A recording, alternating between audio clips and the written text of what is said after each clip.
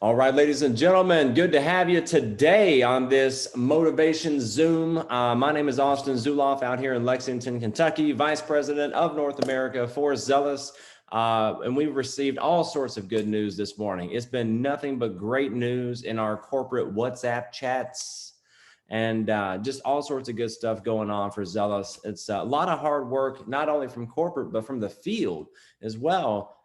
Without you all, obviously the company wouldn't exist. And so, just want to take a moment to give some gratitude to all of the leadership in the field that has been, putting blood, sweat, and tears into, helping coordinate everything with corporate.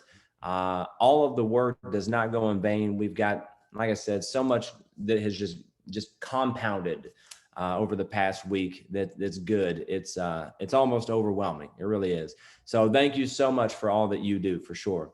So this morning or afternoon or evening, depending on where you're at in the world, I wanted to get into something that I've seen take a lot of people out of the game. This is a big one. I think this is one of the biggest things that serves as a barrier to success. I want to talk about how to overcome analysis paralysis. In other words, just how to quit overthinking things and start doing rather than just scaring yourself into non-action. And I'll give you a great example of this. Whenever my background is in door-to-door, store-to-store insurance sales. And for a lot of folks, whenever they first get started, especially, they're really afraid to go knock on the door of a stranger or go into a business to talk to a business owner or manager and attempt to sell some insurance. That's very scary. I've seen people pull up and they just wouldn't get out of the car. This one young lady I was training, she pulled up, she psyched herself up, she went in, she got shut down, and she literally ran out crying. And this was a grown woman, right? So and that was probably about as bad as it gets. I mean, I did have a few guns pulled on me, but I hadn't been shot, no big deal. So I'll share a quick story with you before I get into something that may or may not move you to action. I'm hoping it does. But first, this personal story. So I remember we were out of town selling insurance in Grayson, Kentucky, which if you've never been to Grayson, Kentucky, doesn't surprise me. There's really not much there. It's out in the hills, right? It's the country. And so we drove, our little assignment was this little area, and it was basically a long road. You take a left, you go down this road, and then you just go back around the other side. Well, the first house on the left was this junk heap, right? With a washer and dryer on the front porch and, tires in the yard and a junk car in the yard. And I mean, it looked like a place you wouldn't want your dog to spend the night, really. And we didn't stop. We didn't stop Monday. We didn't stop Tuesday. We actually had a really successful week already. But we were kind of afraid to stop, really, to be honest with you, just because of, there was dogs out and stuff like that. I mean, I don't know about you, but I didn't want to get my butt chewed on by a dog. And plus there was wasps flying all around. I'm afraid of wasps. If you ever want to see me run like, really like a track star and scream and maybe even cry, wasps, that's your big key right there. So we just didn't stop, right? And we just sold insurance all up and down all week long, Monday through Thursday. And then finally on Friday, before we wrapped up our day, we just said, hey, screw it, let's do it, right? And we jerked the car in the driveway, we got out, and we ended up selling 42 units of insurance, which probably translated into about $700 or $800 worth of income. And accident policies, sickness policies, cancer policies, the whole nine. And the whole week we had just been letting timidity and fear and prejudging stop us from stopping at this house. And so I want to give you a few keys to help you quit with this analysis paralysis, to overcome overthinking and to start doing immediately. I want to give you these few keys. Okay. So key number one that we're going to talk about is let fear guide you, not detour you. Okay. Tip number one is let fear guide you, not detour you. I've learned each time I do something I'm afraid to do, I grow. My self-worth grows, my self-image, my self-confidence. I get less afraid. It creates a snowball effect of just awesomeness, right? Or if for whatever reason, you don't want to let fear guide you, okay? If you don't want to do that for whatever reason, which I think you should, but if you can't seem to manage to do that, write this down instead, okay? For number one is feel the fear and do it anyway. Feel the fear and do it anyway. I remember having this conversation with my son years ago when he was afraid to play, on play on a team in baseball. Okay.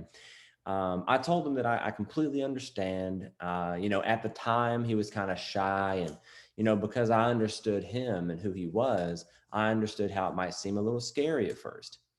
He did feel the fear and do it anyway, and he ended up not only being one of the best players on the team, but he ended up really, really enjoying playing on a team, and he still does to this day. And he made some lifelong friends as well, or at least he's 10. So, some friends up until now that he's kept in contact with. So feel the fear and do it anyway. Another great example of that is me skydiving. You know what I'm saying? I was afraid to do this. Okay. And I felt the fear and I did it anyway. It created some really good, some really good memories. It pretty much always works out well when you do feel the fear and do it anyway. Number two is to use an anchor thought. Think of a time that you felt timidity and fear, but you did it anyway. And think of how it felt, how it feels knowing that you overcame. And link that thought to the action that you're overthinking. Now, this goes hand in hand with number one, and it can make the things that you hesitate to do actually become fun. The key to that anchor thought is remembering and feeling the emotion you felt whenever you overcame previously in life. That's the key, is feeling that emotion that you felt then. Tip number three, and I'm gonna give you one more after this, is use self-motivators. Okay, use self-motivators. This is a big one. One of my first mentors, W. Clement Stone, was really big into using self-motivators.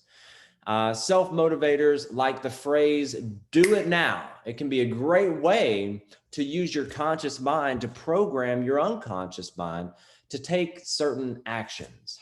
They can help to overcome procrastination as well as let go of negative thoughts and replace them with good thoughts. Okay. I use do it now to help overcome procrastination and inertia. Inertia used to be a really, really big barrier to me, preventing me and holding me back for a lot of things. Can anyone relate to that? It's the tendency of a body at rest to remain at rest, being comfortable. I think I've told the story of my shower where I used to take like 30, 40-minute showers in this amazing shower that I used to have in one of my other houses. Or just sitting on the couch. That's why I don't sit down unless I'm doing a Zoom. I just walk all day long and almost pace. I'm really big on not sitting and just staying up and moving around. Inertia is a big deal for me if I sit down. So, do it now is a self-motivator that's really helped me. Now, whenever I say do it now, my body automatically feels that need to act, right? I've programmed myself. When I say do it now, even if it's inside my head, I just immediately take action. Another great self-motivator is where there's nothing to lose and a great deal to gain. By all means, try. That's one that I used to use to get myself to take action on things that might cause me some timidity or fear that I might be afraid to do. Just find one that works for you and helps you to take action. But that other one where there's nothing to lose and a great deal to gain, by all means, try. You'll find a lot of times you have a lot more to gain than you do to lose. Okay. And the fourth and final tip that I'm going to give you to help overcome overthinking and overcome that analysis paralysis, right? The fourth one, final one, is envision the best case scenario. Okay. So there's two things about this when you envision the best case scenario. See, most people envision the worst case scenario and they freak themselves out. And that worst case scenario, that almost never happens, right? That almost never happens. They just end up freaking themselves out over and over, and they get that analysis paralysis. They cause themselves tons of anxiety, and that never does any good for anybody, right? So the second thing about envisioning the best case scenario is that people usually do what you expect them to do, and a lot of times how you expect things to play out greatly influences the way that they actually do play out.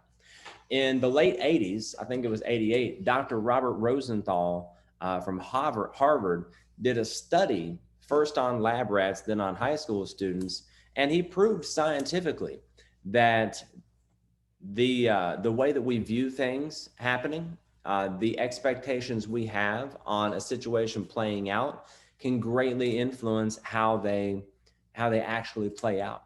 It's a very interesting study.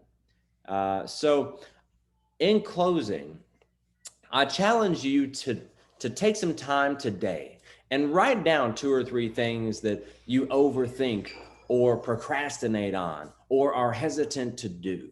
Okay, just 2 or 3 things. Then think how someone you admire would handle those situations. I mean, really set the scene in its entirety, how this would be handled. Then get started on handling it, because now you see how it should be done or how this person you admire would do it. And understand this. And if you're taking notes, write this down. The emotions are not subject to reason. They are, however, subject to action. I'll say that one more time. The emotions are not subject to reason. They are, however, subject to action. You can't talk yourself out of the emotions, the fear, the timidity. You have to act. You have to do it now. So begin to take action immediately on this thing that you're hesitant about or have been procrastinating about. And remember, where there's not much to lose, but a great deal to gain if successful, by all means, try. Thank you, Zealous. Appreciate you so much. Have a day that makes a difference. Let's set some records, and I'll see you tonight at 8 p.m. Eastern on the Opportunity Overview with your guests. Have a good one.